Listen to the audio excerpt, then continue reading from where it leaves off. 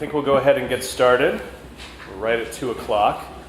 So my name is John Kenyon. I'm the director of the festival, and I'd like to thank you for coming out. This is one of our final events of the year, and it's always one of our favorites. We have been working with the Reading Aloud group, how many years, Ina? 5 or 6 years now? So, and we've put them through their paces. We've put them all over the place, and they have always been great champions, and so we appreciate that. So the Reading Aloud is a senior center-based poetry reading group, and they're going to present a program of political poems for us this afternoon. The poems deal with many political issues: censorship, war, slavery, with particular focus on the plight and dreams of immigrants. And so I'm going to turn things over to Ina Lowenberg, who has marshaled the troops here for us today, and I'll let her introduce the individual readers. So thank you for coming. Thank you, John. We have enjoyed always reading as part of the book festival, meeting one challenge after another. The first year we did it with the book festival, we read out of doors. It turned out to be a very windy day. We were there for hours. But here we're indoors. What can we complain about? Nothing. So we have a program of political poems. I think they speak for themselves.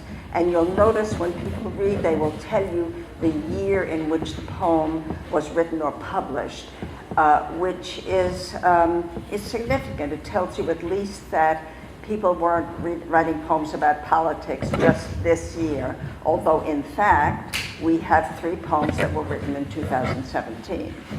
I'm not going to introduce the readers at this time, but we are going to introduce ourselves to you at a certain point in the program and then go on with the program. So now we will simply begin. I guess I should say hold your tumultuous applause until the end, if that needs saying. So now we will begin. I hope you enjoy the program. The Unknown Citizen by W.H. Auden, written in 1939. He was found by the Bureau of Statistics to be one against whom there was no official complaint. And all the reports on his conduct agree that in the modern sense of an old-fashioned word, he was a saint. For in everything he did, he served the greater community. Except the war, till the day he retired, he worked in a factory and never got fired, but satisfied his employers, Fudge Motors, Inc. Yet he wasn't a scab or odd in his views, for his union reports that he paid his dues. Our report on his union shows it was sound. And our social psychology workers found that he was popular with his mates and liked a drink. The press are convinced he bought a paper every day and that his reactions to advertisements were normal in every way. Policies taken out in his name proved that he was fully insured, and his health card shows he was once in a hospital but left it cured. Both producers' research and high-grade living declare he was fully sensible to the advantages of the installment plan and had everything necessary to the modern man: a phonograph, a radio, a car, and a Frigidaire. Our researchers into public opinion are content that he held the proper opinions for the time of year. When there was peace, he was for peace. When there was war, he went. He was married and added 5 children to the population, which our eugenist says was the right number for a parent of his generation. And our teachers report that he never interfered with their education. Was he free? Was he happy? The question is absurd. Had anything been wrong, we should certainly have heard. Manifesto, The Mad Farmer, Liberation Front, by Wendell Berry. Love the quick profit, the annual raise, vacation with pay, want more of everything ready-made.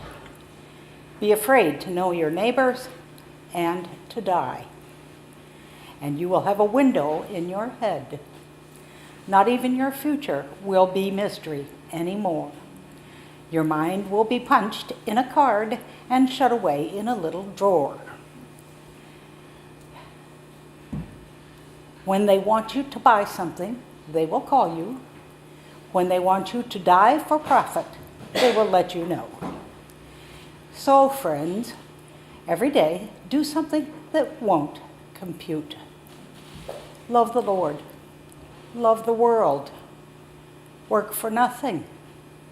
Take all you have and be poor. Love someone who does not deserve it. Denounce the government and embrace the flag. Hope to live in that free republic for which it stands. Give your approval to all you cannot understand. Praise ignorance, for what man has not encountered, he has not destroyed. Ask the questions that have no answers. Invest in the millennium. Plant sequoias. Say that your main crop is the forest that you did not plant, that you will not live to harvest. Say that the leaves are harvested when they have rotted into the mold. Call that profit. Prophesy such returns. Put your faith in the 2 inches of humus that will build up under the trees every 1,000 years. Listen to carrion. Put your ear close and hear the faint chattering of the songs that are to come. Expect the end of the world. Laugh. Laughter is immeasurable. Be joyful, though you have considered all the facts. So long as women do not go cheap for power, please women more than men. Ask yourself, will this satisfy a woman satisfied to bear a child? Will this disturb the sleep of a woman near to giving birth? Go with your love to the fields. Lie easy in the shade. Rest your head in her lap. Swear allegiance to what is nighest your thoughts. As soon as the generals and the politicos can predict the motions of your mind, lose it. Leave it as a sign to mark the false trail, the way you didn't go. Be like the fox who makes more tracks than necessary, some in the wrong direction. Practice resurrection. The Human Abstract by William Blake, written in 1789. Pity would be no more if we did not make somebody poor, and mercy no more could be if all were happy as we. And mutual fear brings peace till the selfish loves increase. Then cruelty knits a snare and spreads his baits with care. He sits down with holy fears and waters the ground with tears. Then humility takes its root underneath his foot. Soon spreads the dismal shade of mystery over his head, and the caterpillar and fly feed on the mystery, and it bears the fruit of deceit, ruddy and sweet to eat. And the raven his nest has made in its thickest shade. The gods of the earth and sea sought through nature to find this tree, but their search was all in vain. There grows one in a human brain. You Who Wronged by Czesław Miłosz, and this was written in 1950. You who wronged a simple man, bursting into laughter at the crime, and kept a pack of fools around you to mix good and evil, to blur the line. Though everyone bowed down before you, saying virtue and wisdom lit your way, striking gold medals in your honor, glad to have survived another day. Do not feel safe. The poet remembers. You can kill one, but another is born. The words are written down, the deed, the date. And you'd have done better with a winter dawn, a rope, and a branch bowed beneath your weight. Hatred by Wisława Szymborska, written in 1993. Translated by Stanislaw Baranczyk and Claire Cavanaugh. See how efficient it still is, how it keeps itself in shape. Our centuries hatred. How easily it vaults the tallest obstacles. How rapidly it pounces and tracks us down. It's not like other feelings, at once both older and younger. It gives birth to itself, to the reasons that give it life.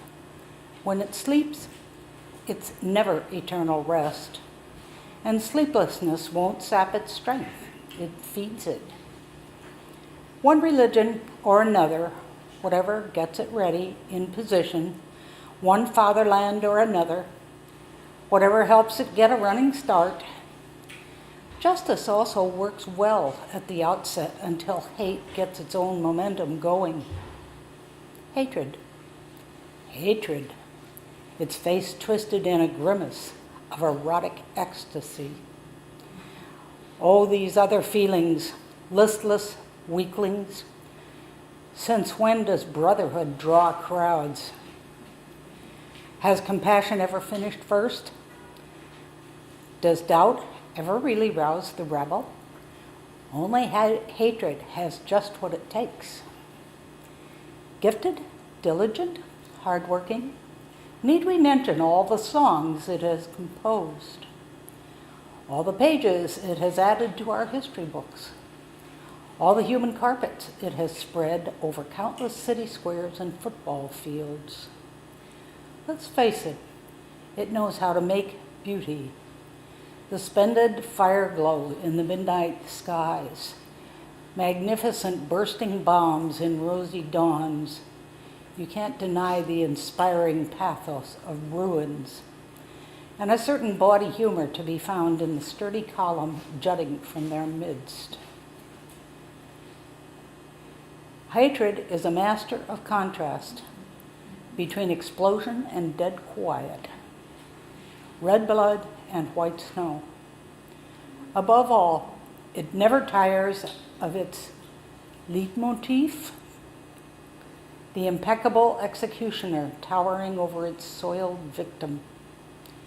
It's always ready for new challenges. If it has to wait a while, it will. They say it's blind. Blind? It has a sniper's keen sight and gazes unflinchingly at the future, as only it can. Sword of an Apocalypse by Yehuda Amichai. The man under his fig tree telephoned the man under his vine. Tonight, they definitely might come. Assign positions, armor plate the leaves, secure the tree. Tell the dead to report home immediately. The white lamb leaned over, said to the wolf, "Humans are bleating, and my heart aches with grief. I'm afraid they'll get to gunpoint, to bayonets in the dust. At our next meeting, this matter will be discussed. All the nations, united, will flow to Jerusalem to see if the Torah has gone out. And then, inasmuch as it's spring, they'll come down and pick flowers from all around. And they'll beat swords into plowshares and plowshares into swords, and so on and back and forth. Perhaps from being beaten thinner and thinner, the iron of hatred will vanish forever." Some People by Wisława Szymborska, 1993. Some people fleeing some other people, in some country under the sun and some clouds. They leave behind some of their everything, sown fields, some chickens, dogs, mirrors in which fire now sees itself reflected. On their backs are pitchers and bundles, the emptier, the heavier from one day to the next. Taking place stealthily is somebody's stopping, and in the commotion, somebody's bread, somebody's snatching, and a dead child, somebody's shaking. In front of them, some still not the right way, nor the bridge that should be over a river strangely rosy. Around them, some gunfire, at times closer, at times farther off. And above, a plane circling somewhat.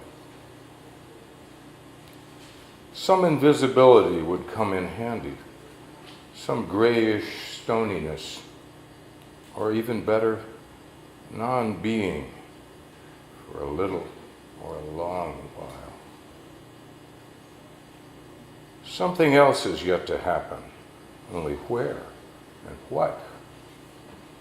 Someone will head toward them, only when and who, in how many shapes and with what intentions.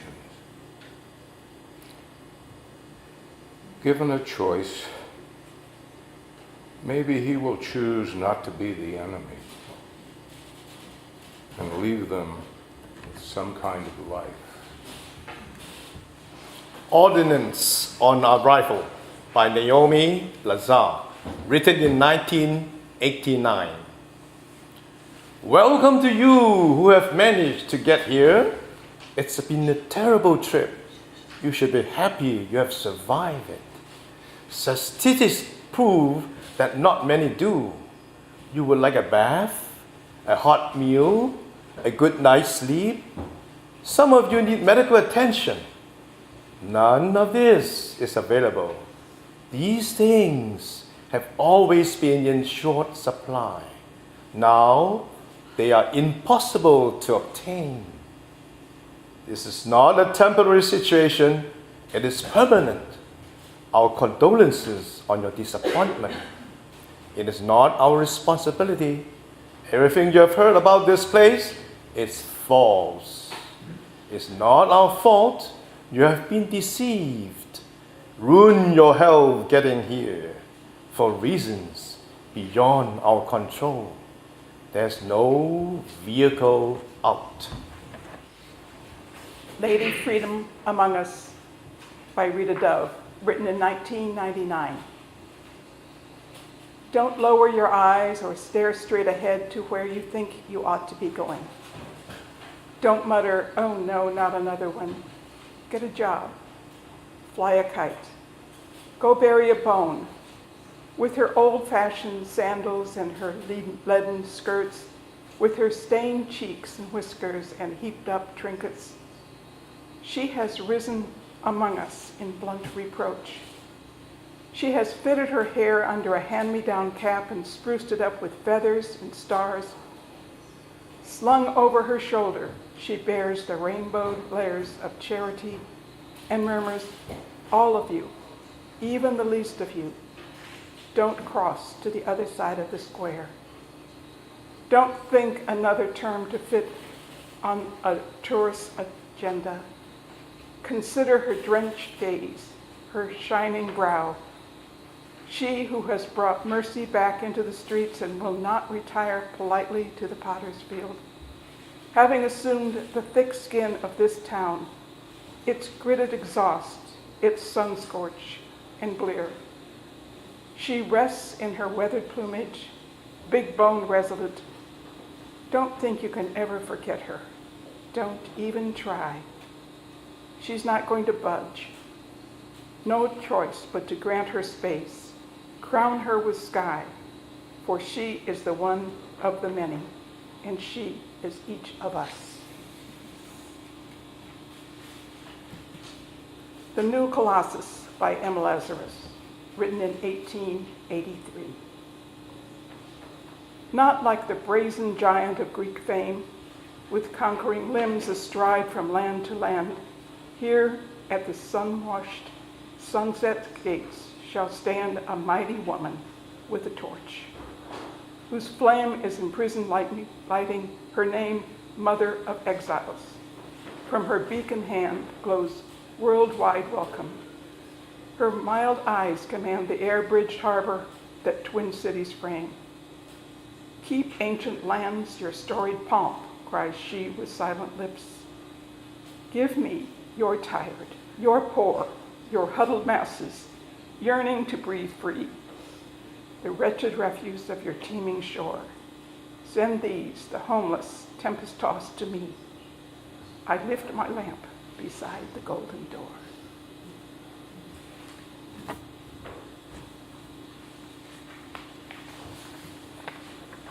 Immigration Anthem by Sharon Olds, written in 2017.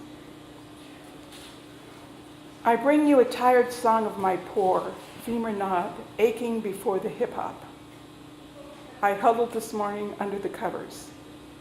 That leg weighs twice as much as the other leg by now.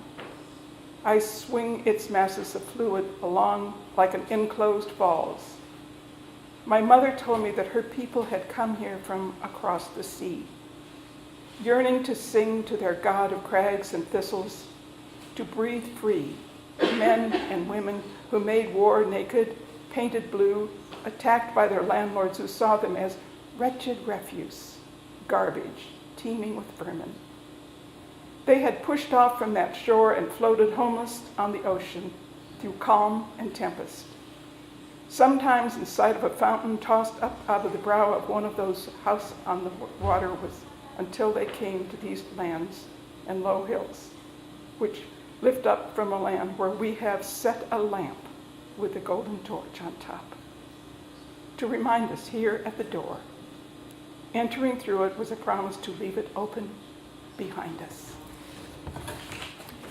Game 88 by Seju Foster, written in 2008.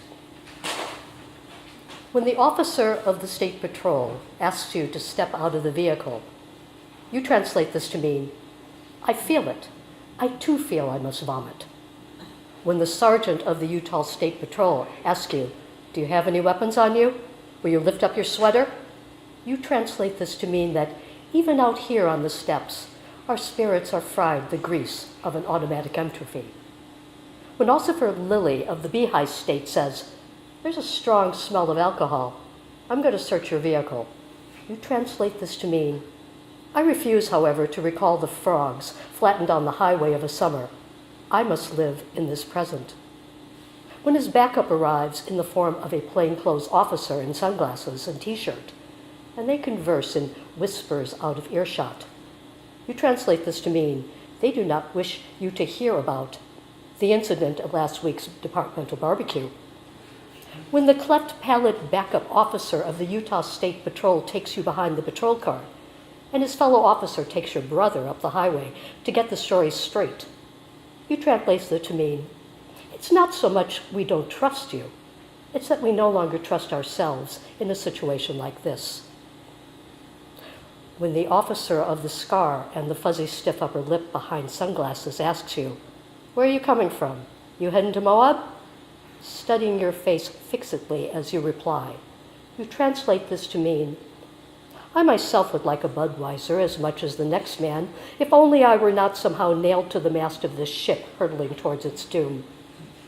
And when you restate again that you came from Monument Valley this morning and Canyonlands this afternoon, you really mean to say, I am searching for common terms here, something even you should understand. And when they search the vehicle, pulling out beer cans from the camping gear and pouring empties onto the tarmac, and you step forward to ask, what are you looking for? And Officer Lilly puts a hand on the butt of his pistol and says, get back over there. What he really means to say is, I may not know, but I sure as hell don't have to admit that on a public right-of-way. And when the shorter, scarred-lipped officer escorts you back to the patrol car and stands immediately behind you, and you do get a chance to ask him something close to its own meaning, what is this about? He's already given up pretending to be the good cop. They won't be discussing anything further with you after this point. It is now time for us to introduce ourselves. So if the group would come up, please.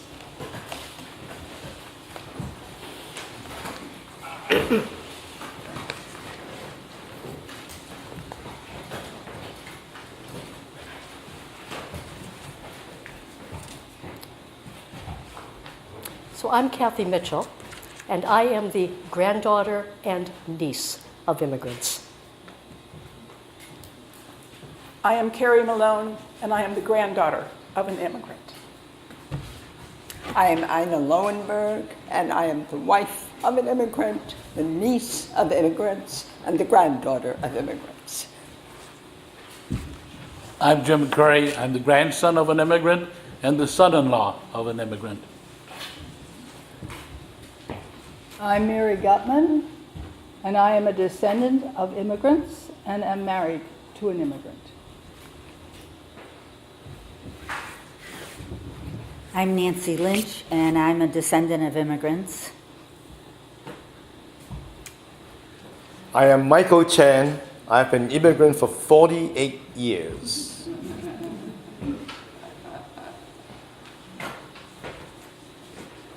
I'm Chuck Felling, and my great-grandparents were immigrants.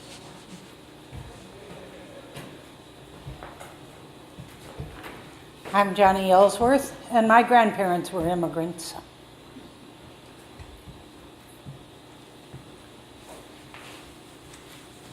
I'm Jim Piper, and I believe I'm descended of immigrants. Or by Thomas Sayers Ellis, 2006.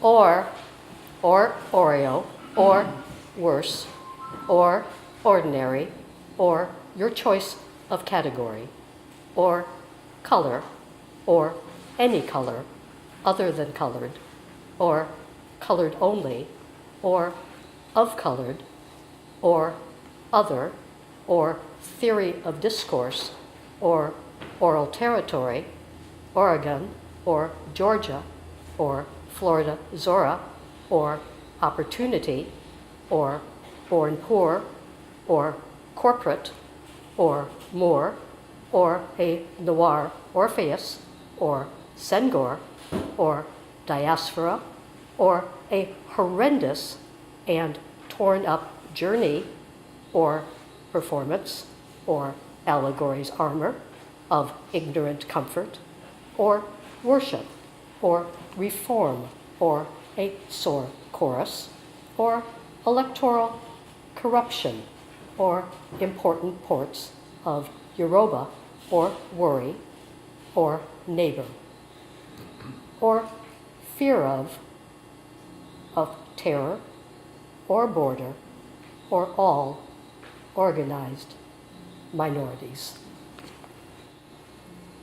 The poem about Stalin by Osip Mandelstam, 1934. We live in a land with no ground beneath our feet. We whisper whatever we say whenever we meet. In each pause in the conversation, we think of who governs the nation. His fingers are slimy as worms and greasy and fat. His words are solid as rocks, and they knock you flat. He has snickering cockroach whiskers, and he never gets shit on his shoes. His gang is a gaggle of no-neck monsters and crooks. They shake in their boots. They're all afraid of his looks. They say da. They never say yet. But he goes bang, and they sweat. He tosses his orders like horseshoes over the Kremlin walls. We get hit in the face, in the back, in the butt, in the balls. And every time someone gets murdered, he sticks out his chest for a medal.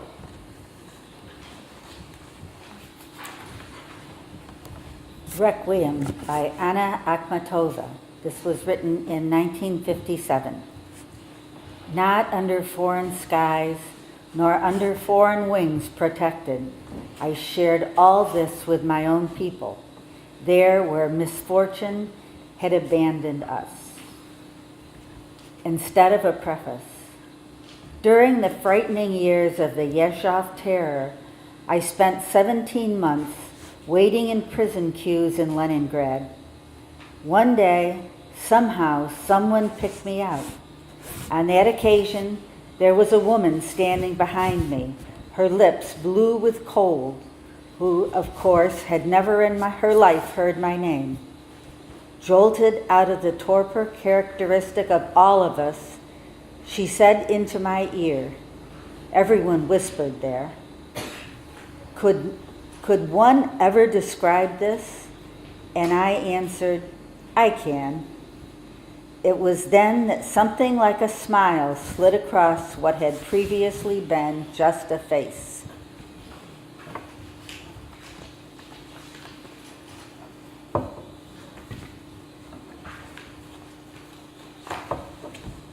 I explain a few things, written by Pablo Neruda in 1937.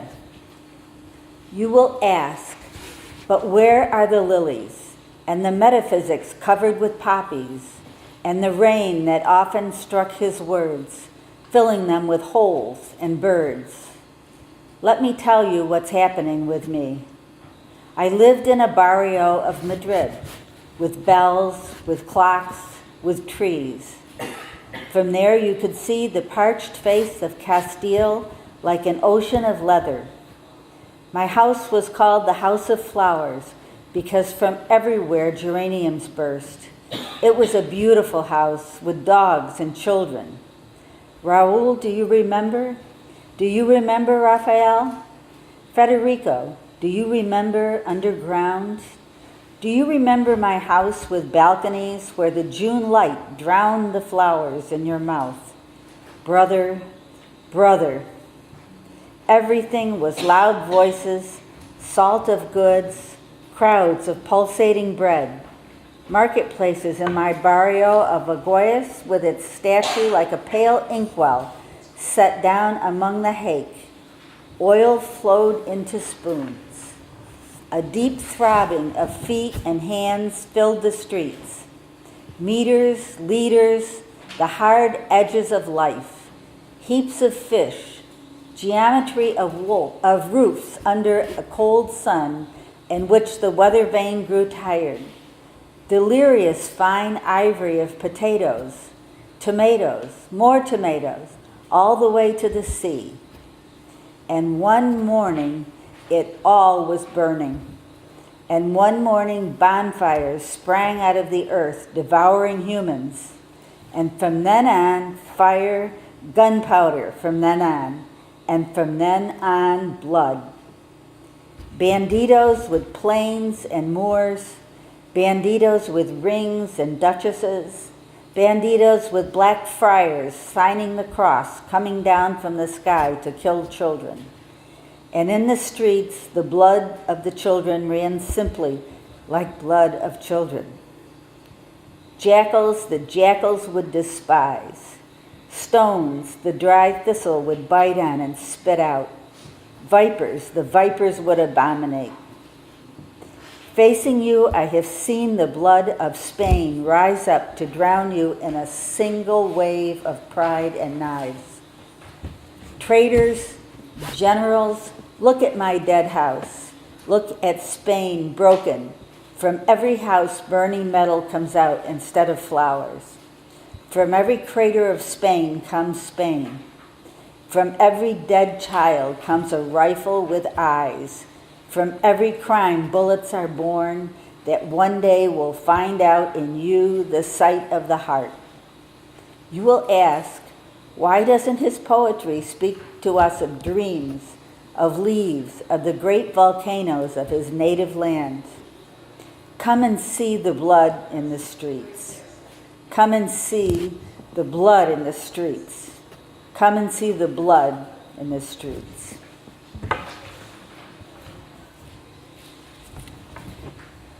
I paint what I see, a ballad of artistic integrity by E.B. White, written in 1933. What do you paint when you paint a wall? Said John Dee's grandson Nelson. Do you paint just anything there at all? Will there be any doves, or a tree in fall, or a hunting scene like an English hall? I paint what I see, said Rivera. What are the colors you use when you paint? Said John Dee's grandson Nelson. Do you use any red in the beard of a saint? If you do, is it terribly red or faint? Do you use any blood, any blue? Is it Prussian? I paint what I paint, said Rivera. Whose is that head I see on my wall? Said John Dee's grandson Nelson. Is it anyone's head whom we know at all? A Rensselaer or a Saltonstall? Is it Franklin D? Is it Mordenhall? Or is it the head of a Russian? I paint what I think, said Rivera. I paint what I paint, I paint what I see, I paint what I think, said Rivera. And the thing that is dearest in life to me in a bourgeois hall is integrity. However, I'll take out a couple of people drinking and put in a picture of Abraham Lincoln. I could even give you McCormick's Reaper and still not make my art much cheaper. But the head of Lenin has got to stay, or my friends will give me the bird today. The bird, forever. It's not good taste in a man like me, said John Dee's grandson Nelson, to question an artist's integrity or to mention a practical thing like a fee. But I know what I like to a large degree, though art I hate to hamper. For 21,000 conservative bucks, you painted a radical. I say, shucks, I could never rent the offices, the capitalistic offices. For this, as you know, is a public hall, and people want doves or a tree in fall. And though your art I dislike to hamper, I owe a little to God and Grandpa. And after all, it's my wall. We'll see if it is, said Rivera. A Chinese Bowl by Katha Pollitt, published in 2003. Plucked from a junk shop, chipped celadon, shadow of a swallow's wing or cast by Venetian blinds on tinted legal pads, one summer Saturday in 1957. Absorbed at his big desk, my father works on briefs. The little royal makes its satisfying chalks, stamping up an inky nimbus around each thick black letter with cut-out moons for O's. Curled up on the floor, I'm writing too. Bean soup and rice, a play about a poor girl in Kyoto and the treasure-finding rabbit who saves her home. Fluorescent light spills cleanly down on the Danish modern couch and metal cabinet, which hides no folder labeled blacklist, or party business, or drink, or mother's death. I think this is happiness right here, right now. These walls striped green and gray, shadow and sun, dust motes stirring the still air, and a feeling gathers, heavy as rain about to fall. Part love, part concentration, part inner solitude. Where is that room? Those gray-green, thin lined scribbled papers littering the floor. How did I move so far away, just living day by day, that now all rooms seem strange, the years all error? Bowl, what could I drink from you? Clear green tea or iron bitter water that would renew my fallen life? It is dangerous to read newspapers by Margaret Atwood. written in 1968. When I was building neat castles in the sandbox, the hasty pits were filling with bulldozed corpses. And as I walked to the school, washed and combed, my feet stepping on the cracks in the cement, detonated red bombs. Now I am grown up and literate, and I sit in my chair as quietly as a fuse. And the jungles are flaming. The underbrush is charged with soldiers. The names on the difficult maps go up in smoke. I am the cause. I am a stockpile of chemical toys. My body is a deadly gadget. I reach out in love. My hands are guns. My good intentions are completely lethal. Even my passive eyes transmute everything I look at to the pocked black and white of a war photo. How can I stop myself? It is dangerous to read newspapers. Each time I hit a key on my electric typewriter, speaking of peaceful trees, another village explodes. Of Late by George Starbuck, written in 1966. Stephen Smith, University of Iowa sophomore, burned what he said was his draft card. And Norman Morrison, Quaker, of Baltimore, Maryland, burned what he said was himself. You, Robert McNamara, burned what you said was a concentration of the enemy aggressor. No news medium troubled to put it in quotes. And Norman Morrison, Quaker, of Baltimore, Maryland, burned what he said was himself. He said it with simple materials, such as would be found in your kitchen. In your office, you were informed. Reporters got cracking frantically on the mental disturbance angle. So far, nothing turns up. Norman Morrison, Quaker, of Baltimore, Maryland, burned, and while burning, screamed. No tip-off, no release, nothing to quote, to manage to put in quotes. Pity the unaccustomed hesitance of the newspaper editorialists. Pity the press photographers not called. Norman Morrison, Quaker, of Baltimore, Maryland, burned and was burned and said all that there is to say in that language. Twice what is said in yours. It is a strange sect, Mr. McNamara, under advice to try the whole of a thought in silence and to oneself. On the Steps of the Jefferson Memorial by Linda Paston, written in 2007. We invent our gods the way the Greeks did, in our own image, but magnified. Athena, the very mother of wisdom, squabbled with Poseidon like any human sibling, until their furious tempers made the seas writhe.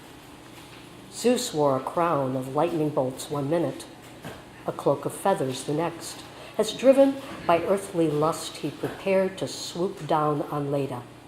Despite their power, frailty ran through them, like the darker veins in the marble of these temples we call monuments.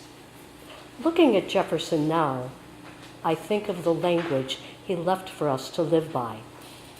I think of the slave in the kitchen downstairs.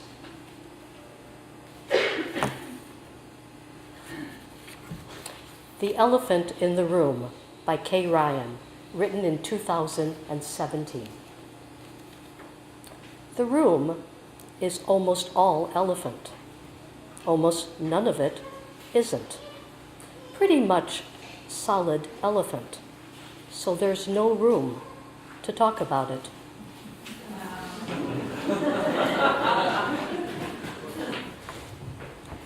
New Year by Joanna Klink, written in 2017.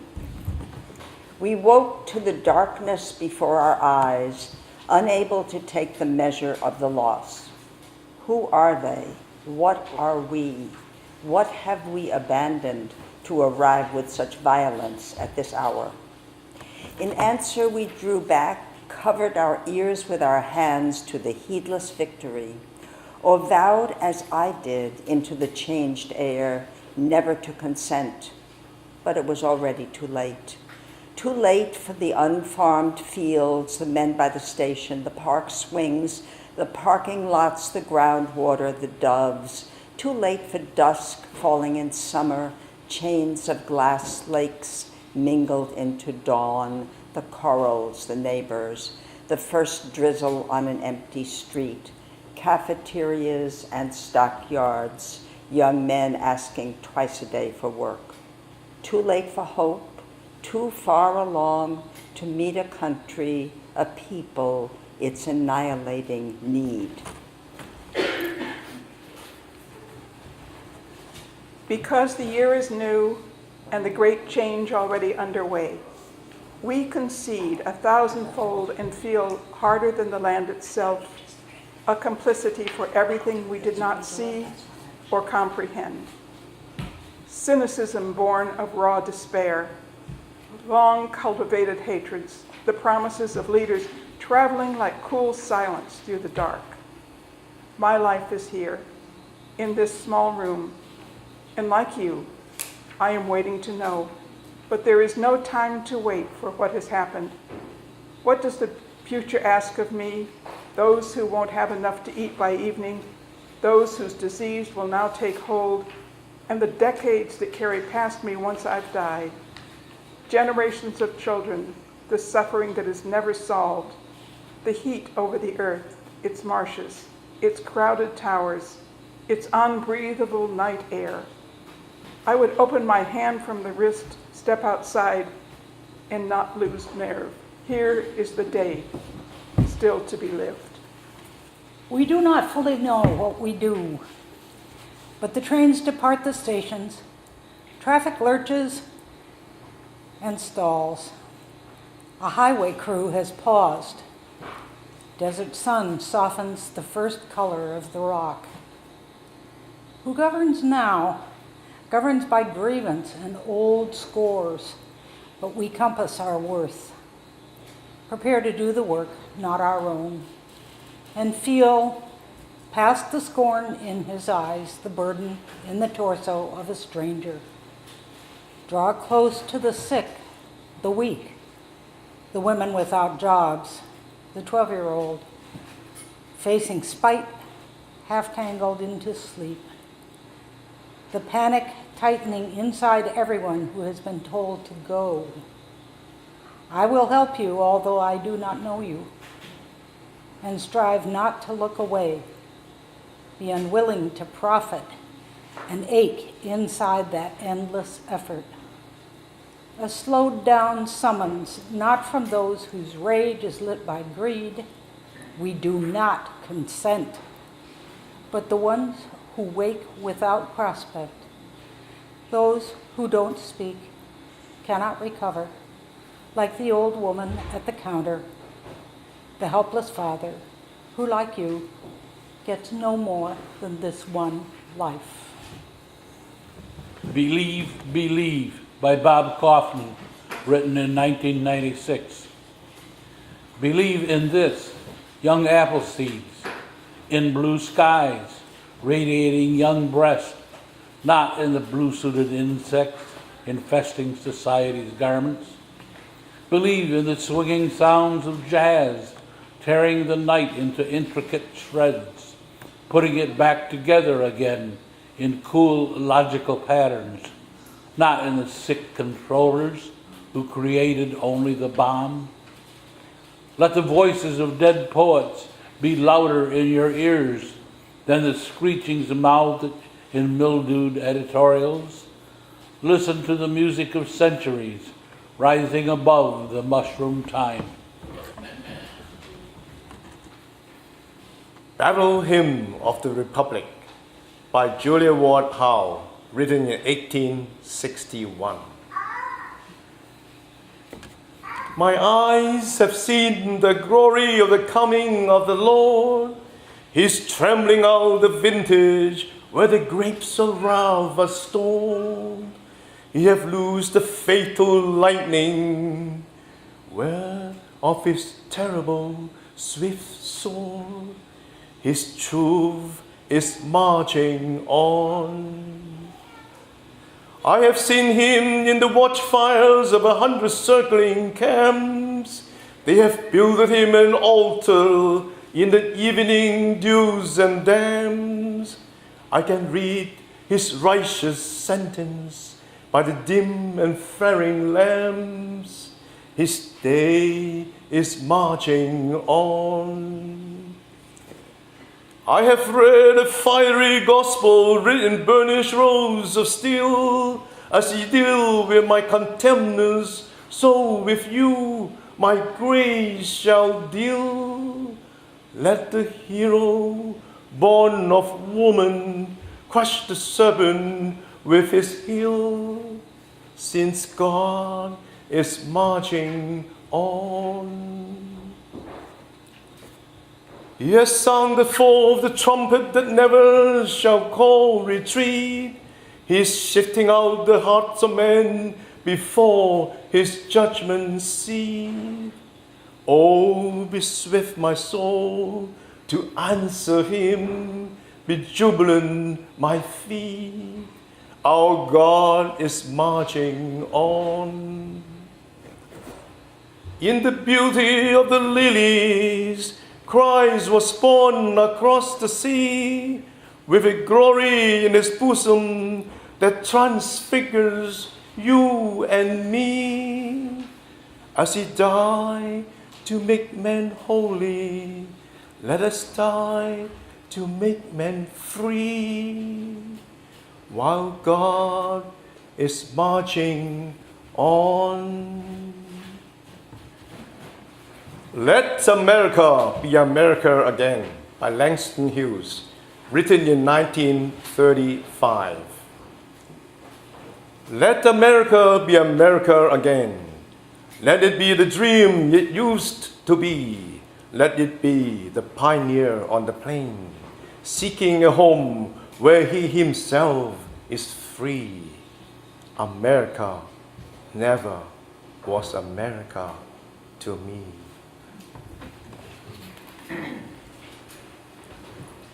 Let America be the dream the dreamers dreamed, and let the great strong land of love, where never kings connive nor tyrants scheme, that any man be crushed by one above. It never was America to me. Oh, let my land be a land where liberty is crowned with no false patriotic wreath, but opportunity is real and life is free. Equality is in the air we breathe. There's never been equality for me, not freedom in this homeland of the free. Say, who are you that mumbles in the dark? And who are you that draws your veil across the stars? I am the poor white, fooled and pushed apart. I am the Negro bearing slavery's scars. I am the red man driven from the land. I am the immigrant clutching the hope I seek and finding only the same old stupid plan of dog eat dog, of mighty crush the weak.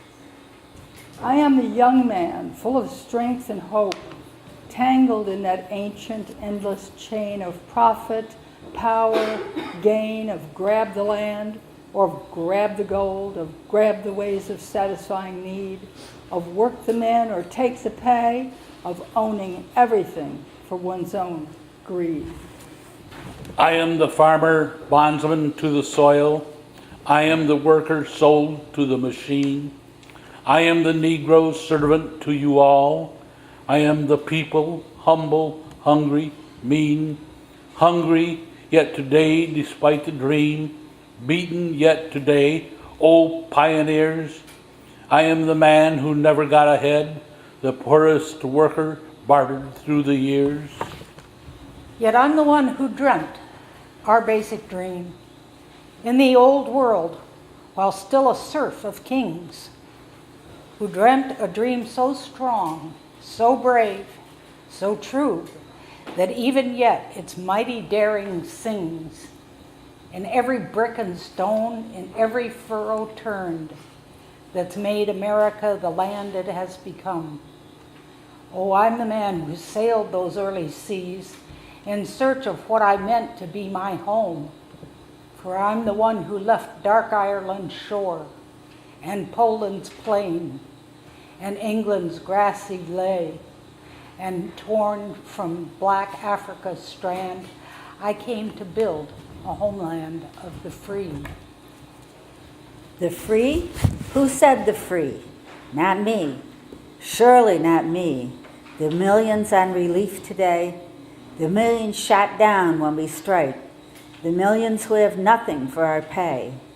For all the dreams we've dreamed and all the songs we've sung and all the hopes we've held and all the flags we've hung, the millions who have nothing for our pay except the dream that's almost dead today.